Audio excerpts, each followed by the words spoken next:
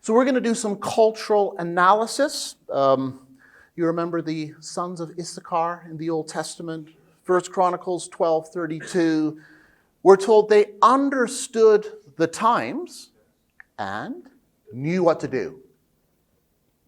Artists, understand the times, and that will help you to know what to do in your great mission. So I would say every artist has to take cultural analysis very seriously, because all your work is culturally embedded. And you're going to do something counterculture if you're a truly Christian artist. You said this already. But it is within a cultural milieu, and we really have to work hard to understand our cultural context. It's one of the things that I give quite a bit of my time to. This is called cultural apologetics. So I want to feature here or focus on one aspect of the secular age. It's the standout for me, and it's what I call the meaning crisis of our times. So the West is currently in the middle of a massive meaning crisis. We live today, as the West, in a meaning vacuum.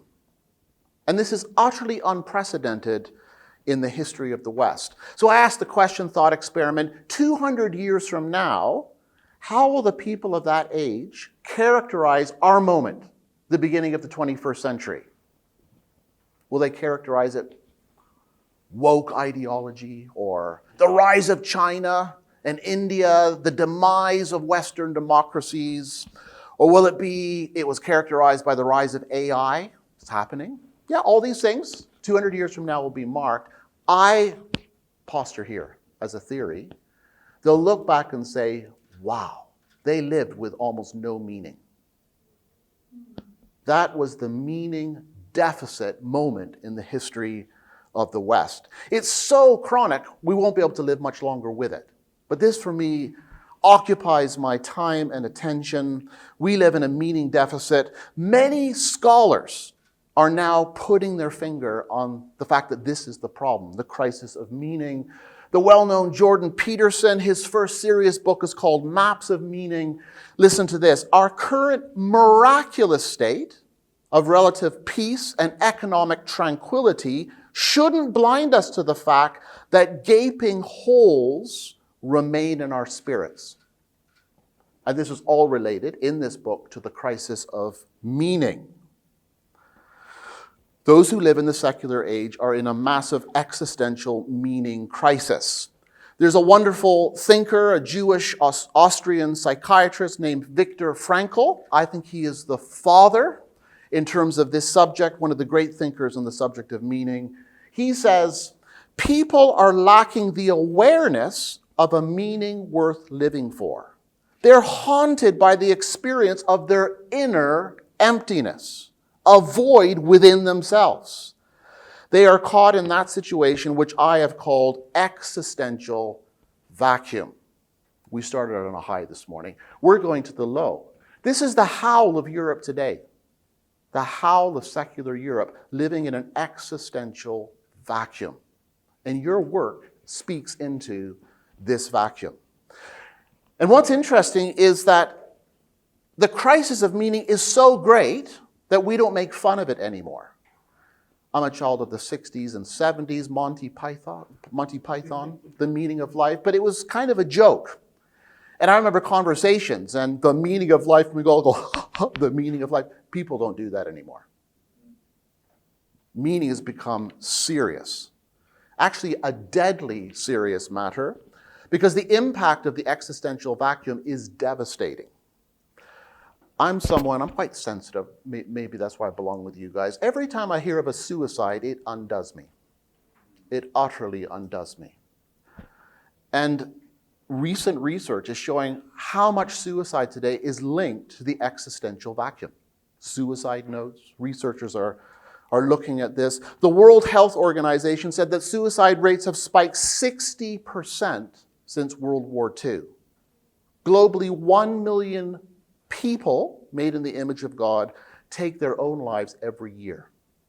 What's interesting is that in the West, the higher your level of prosperity, the economic comfort that Peterson talked about, the higher the suicide rate. Belgium in Europe, number one. And these are countries that are most deeply enmeshed in the meaning crisis. So this is a really serious matter. What interests me is that in the academic literature, more and more academics are writing on meaning. I've got a stack of books up to here now that weren't there 10 years ago. Emily Smith writes about this in her book. She's an academic. This is a more popular level book, The Power of Meaning. She said, the research on meaning reflects a broader shift in our culture. Across the country, she's an American, and across the world, educators, business leaders, doctors, politicians, she should have added artists, seriously, and ordinary people are beginning to turn away from the gospel of happiness and to focus on meaning. 15 years ago, it was all about happiness. Now the discourse culturally is around meaning. So we're looking at our culture, we're analyzing what's going on. This is it. Not so much about happiness anymore. The issue is the crisis of meaning. Now, I'm not going to address this morning why the secular age is living in a meaning vacuum, simply to say that materialism, naturalism we call it, the philosophy of naturalism with all that exists is matter, provides zero possibility for deep meaning. Zero possibility. It's interesting, the first naturalists and atheists knew this was the case. Bertrand Russell, England's most famous 20th century atheistic philosopher, he said in an essay in 1903, we're going to have to learn to live from the place of unyielding despair. Wow. I love Russell. He's actually being very true to the reality he's living in. Living in the reality of unyielding despair because there's no meaning in the universe. Without God, and can I add the gods, pagans had more meaning. The ancient pagans had more meaning than we do because they had a structure for understanding reality that offered meaning. Without the true and living God, or in the past, the gods as they had them, there's no possibility for meaning. Now, I've been dedicating my time and attention to the subject over the last few years. It's a book project in the making. It's incredibly hard to write. Meaning is very difficult to talk about. Truth is easy to talk about. Meaning is very difficult to pin down. Here's my point. I'm an apologist. So I think meaning is one of the key entry points to engaging the secular West. I engage it from a philosophical and theological point of view, but I'm convinced that Christian artists will be the main players in the secular age to show that Christianity is the meaning. This is your job, to do this really, really well. You're going to do it better than I am. Are you inspired by the challenge? Great. Good. I mean, it could be overwhelming, but actually, I think you guys have what it takes to be the main players in showing the secular age. We talked about lament. We have space for lamentation as artists in terms of our work. Listen to the secular West. There's a howl of lamentation coming out of the secular West today from their souls because they don't have enough meaning to support their existence. But in the medium of the arts, I think we can bring the meaning that we live in. I mean, if anyone can offer meaning, it's Christianity. This is the meaning. And with our mediums, film, theater, visual arts, poetry, music, oh, that's a profound one for meaning, drama, sculpture, in all of these forms, we can show the meaning. So, I'm going to run you quickly through what I've developed in terms of understanding meaning so far. I call it the quadrilateral of meaning. Quadrilateral, there's 4 quadrants to the square. And for meaning to work, it has to function on all of these levels. And we have to understand basically how it works here. So first, for anything to be meaningful to me, I need coherence. I have to make sense of it. I need purpose. What's this for? And I need significance. This is why it matters. The weight of meaning. And then belonging. How do I participate in this? So first, meaning requires coherence. Something becomes meaningful for us to the degree that we make sense of it. And when we make sense of something, we have coherence. Now, philosophers think they have the final say in coherence. They make coherence rational. It's a form of coherence. But in terms of real life experience, coherence as meaning has to go further than rational. And there's actually lots of material developed over the last 2 decades in how story is actually the key factor for how we make sense of our lives. Story is essential. To be human is to be embedded in story, in history. And we only make sense of anything that happens in our story by reflecting on the story we're in, that has a past, that has a present, that has a future, that weaves together in a beautifully coherent way. So for Christians, we live in a story of creation. Life is beautiful. It's part of the coherence. Here we are in the mountains. Life is beautiful. Here I am in this room, a humanizing room. With you guys, life is beautiful. But life is broken. How did we start this morning? Life is broken. The fall. Coherence. We're making sense of the story. And then in terms of the future, where's it going to go? Redemption. Think about what Christ has done and the hope that offers us. We can actually find the coherence of our future in this beautiful story. And we have other ways of thinking about the story, the Jesus story. This is Leslie Newbegin. He said, we sometimes forget the Jesus story and how we're in that story. It offers coherence. It's what Paul is doing in 1 Timothy 3. He's telling the Jesus story. And I love, he says, this is the context of the great mystery. And he says, this is the mystery from which your godliness springs. So what does he do? He tells the story. He, Jesus, appeared in the flesh. Bethlehem. Vindicated by the Spirit, probably referring to resurrection. Seen by angels just after the resurrection. This is the Jesus story. Was preached among the nations. Pentecost. We're in the Pentecost story. All about Jesus, the great mission we're in. Believed on in the world, the spread of the gospel, taken up to glory. The whole thing ends in glory. That's the story we're in. Gives coherence to our lives. Now, the secular person largely has no coherent story to live in. Secular people tend to be atomized, a word many are using today. They're completely on their own. Ahistorical, they don't have a sense of history anymore to bring coherence to life. Fragmented, they're struggling for coherence because they don't have the story. We live in a beautiful story. How do we show this? That's the question.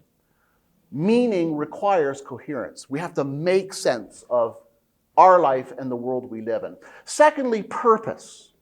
For meaning to work, we need to know purpose. We have to have clarity on what life is for. And something becomes meaningful to us to the degree that we know what it's for. Now, this is personal now. I'm someone who wakes up some mornings, especially at certain points of the year, feeling rather lost. So I struggle a little bit, Charles, you've been very open about this, with what Winston Churchill called the black dog. Okay? So I wake up in the morning and I feel very lost. So I wake up and I think, what am I doing here? Why am I here? These are questions and I feel very, very lost. When I find the task assigned me to the day by the Lord Jesus, I can get out of bed. Now, some people can be so depressed they can't get there. We just have to give them lots of hugs. But for me, I can somewhat resist the black dog when I get clarity on what my life is for. This is the existential meaning of my life in terms of purpose. I love this Psalm 57, verse 2. I cry out to God Most High. Sometimes in the morning I do that first thing. To God who fulfills his purpose for me. He has a purpose for me. He has a task for me. This is what philosophers call teleology, purpose. Our lives have an end and a goal. And a clear sense of what our end is and how our task fits the end deeply impacts the present in terms of meaning. Nietzsche, the Antichrist, but boy, did he say a lot of truth. I love Nietzsche. I love him. He was trying to be a consistent atheist. And he had some great aphorisms. Jesus is the best in the world, ever. Best in history in terms of the use of aphorisms. Pascal and Nietzsche number 2. Nietzsche probably. Here's an aphorism. He who has a why can live with any how. Isn't that beautiful? He who has a why to live can live with any how, as difficult as it is. Viktor Frankl, who I mentioned, developed his theory of meaning in the death camps, which were near to here in Auschwitz. He was in Auschwitz. Who managed to survive Auschwitz in terms of the Jews? Viktor Frankl said it was those who had a why which was bigger than Auschwitz. They were the ones who said, I need to get back to my kids. I know they were taken to Europe. I sent them there to England. I have to survive. That's my purpose. Survive this to get to my kids. They survived. Those who didn't have a clear purpose beyond Auschwitz, they died.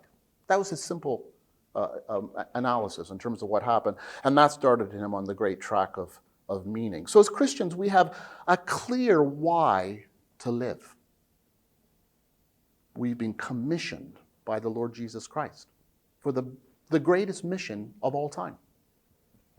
We do that as artists, as thinkers, as evangelists, as church planters. We have a great purpose. So, coherence, making sense of it, really focusing on the story. Purpose, clarity on what life is for. My task in the big picture. The third is significance. This one interested me. Something becomes meaningful to us to the degree that we know why this matters. So why am I going to go to the art studio today, my music studio, and create music? Why am I going to do that? Significance gives the why, and it gives it in terms of weight. Oh, wow, this is a weighty thing to do. No one else might appreciate but my art, but before God, this is significant. I know it is. There's weight to it. It gives the moment gravitas. It gives the moment woomph. Now, if I was to put an epitaph over the secular age where we are now, the epitaph on the tomb of the secular age would be culture of utter banality, which is the opposite of significance. Banality is thin meaning. So we live in the age of what I call intensity over profundity. Something profound is weighty. It has the oomph. Intensity is have the ultimate sexual experience. It lasts a few minutes. Take some ecstasy, all kinds of new designer drugs, have an intense experience, but actually there's nothing profound about it. It's banal. It doesn't really add significance. Significance, secular people tell us now, requires transcendence.